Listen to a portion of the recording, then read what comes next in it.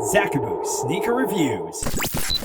Welcome to the channel. My name is Zach. You can call me Zachaboo, and I'm here for you and any sneakers you might be curious about. No brand snobbing and no shaming. I'm just here to give you guys and girls out there more information about shoes that you might consider buying. And today's featured shoes are actually from a brand that's much younger when compared to the big players like Nike, Adidas, New Balance, all those guys. But somehow still managed to carve out a nice little piece of the market for themselves. So let's go ahead and find out why. This, my friends, is the Veja, or is it Veja? Look, I'm not sure how to say it, so help me out in the comments, but in the meantime, I'm gonna say Veja. And these are the V10s.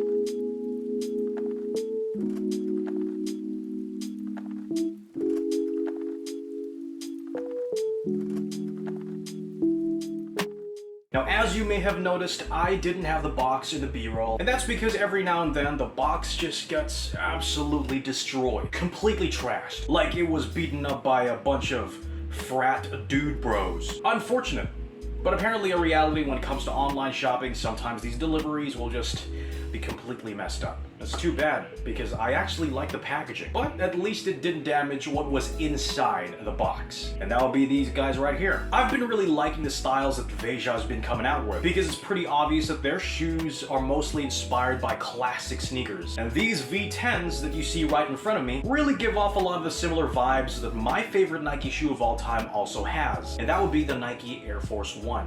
Veja was founded in France in 2005, aiming to manufacture sneakers made of the most ecological materials and involving ethical suppliers. The idea behind the brand was to rethink the creation of a popular product.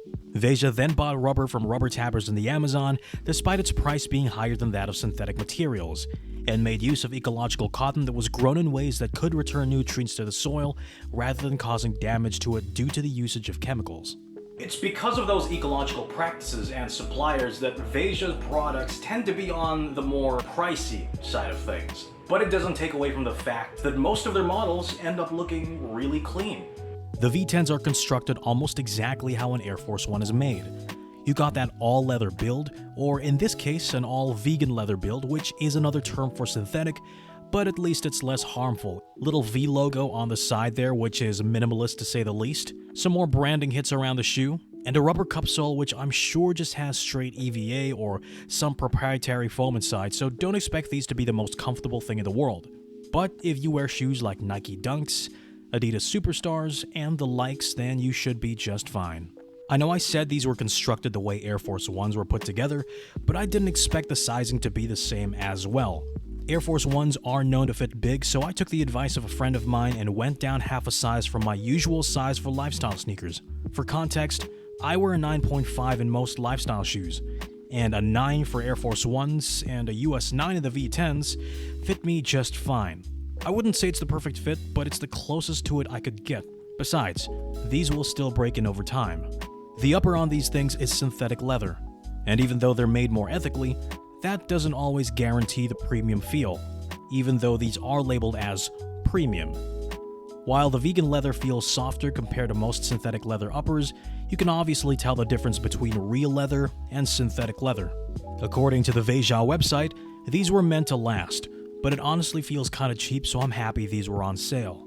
And that's about it for my review on the Veja V10s. Overall, I do think they're a nice option, especially if you wanted to stand out a little bit and stray away from the norm. And another reason being that if you're vegan or into that whole against animal cruelty type of thing, then these are right up your alley. These things go for an average of $150 or around 7,500 pesos or thereabouts. And the brand itself, talking about Veja, was actually distributed by Capital not too long ago. I don't think that Capital carries them anymore or distributes them anymore. Matter of fact, I haven't seen any other store here in the Philippines carry Veja as well. But the good news is that they're available online. As is the case with most sneakers in the world, you're most likely going to find them on their company's website. But in this case, I got these on Zalora. Quick tip though, if you want to secure more discounts, a lot of times online shopping platforms like Zalora and whatnot will send you discount coupons if you add an item to your cart and then just leave it there for like a couple of days.